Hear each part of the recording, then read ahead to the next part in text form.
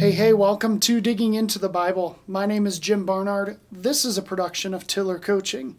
All right, it's day 56. So good to be with you. Yesterday we saw the end of Paul's second missionary journey, and before he got everything wrapped up, he was able to get a haircut. How great is that? Probably not as tight of a fade as this, but it was probably much needed. He had made this vow that included not cutting his hair, and yesterday I kind of quipped that I would share photos from when I had longer hair, and I wasn't able to dig those photos up before posting everything yesterday.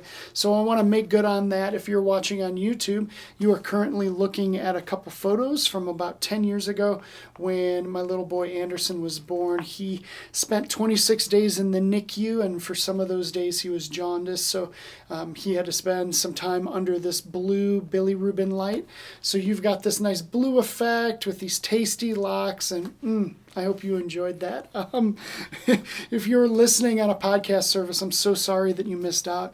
You can always hop over to YouTube and get the full experience there. Anyways, we should probably keep things moving. I do wish I could grow my hair out like that again. Alicia's not the biggest fan. She did make me cut that pretty much as soon as Anderson came around. So yeah, anyways. So Paul, before he wrapped up his second missionary journey, he stopped at Ephesus. And he went to the synagogue and taught the Jews, and he was faithful to God and his instructions to do that. And, these Jews were actually pretty gracious, and they wanted more. And they said, "Will you please stay longer?" And he said, "Not going to be able to do it, but I will try to come back." And so tomorrow we will see Paul go back to Ephesus. But today we've got kind of a setup story in Ephesus of a different character. So let's go ahead with that and dig in. This is Acts chapter 18, starting at verse 24. Now a Jew named Apollos, a native of Alexandria, came to Ephesus. He was an eloquent man, competent in the scriptures. He had been instructed in the way of the Lord. And being fervent in spirit, he spoke and taught accurately the things concerning Jesus, though he knew only the baptism of John. He began to speak boldly in the synagogue, but Priscilla and Aquila heard him. They took him aside and explained to him the way of God more accurately. And when he wished to cross to Acacia, the brothers encouraged him and wrote to the disciples to welcome him. When he arrived, he greatly helped those who through grace had believed, for he powerfully refuted the Jews in public, showing by the scriptures that the Christ was Jesus. All right, so Apollos is a new character here. He's educated in the Old Testament. He's a very good Jew, and he's converted over to Christianity. But he doesn't get the full picture. Like, he hasn't probably learned it completely. But you know what I love? That doesn't keep him from being bold. He's out there just fired up, ready to tell people what he's learned and what he's experienced, even if he doesn't know everything. How great is that? And that maybe isn't an uncommon narrative. I've known a lot of people who have found Jesus and then are just on fire and want to tell everyone about it.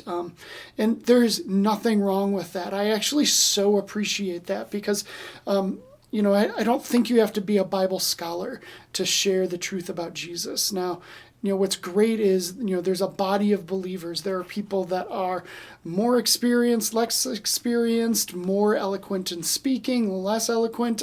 There's just people of all skills and talents. And, Apollos isn't shying away. He's doing his part. Now, his boldness, as much as I appreciate it, I also love the boldness of Priscilla and Aquila, as they're not going to just shy away and be like, well, okay, he's going to figure this out. No, they're going to encourage him and help him grow to use his boldness in the most complete and excellent way possible. And I believe Apollos is, as he moves on to Acacia, he did great work. Now, it was lacking a little bit in Ephesus. Let's be honest. It was lacking. And, tomorrow we're going to see how Paul comes and cleans up a little bit of the mess. But I just want to say to you, if you know Jesus and you're lacking any kind of boldness because it's well, I just don't know the scriptures well enough. I don't know the Bible like I should. Come on, man. like, yes, like try to learn this, try to grow in this, but don't hold back. And honestly, ask the Holy Spirit to help you, because this is important. This is vital. This is the way, like quite literally the way.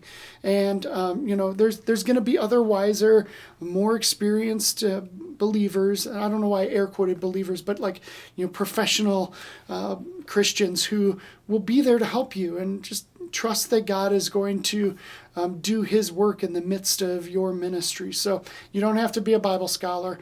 I wouldn't even claim to be one myself, and I'm out here doing these daily podcasts, trying to make it happen. So, the boldness, man, let's just go for it. Let's not hold back.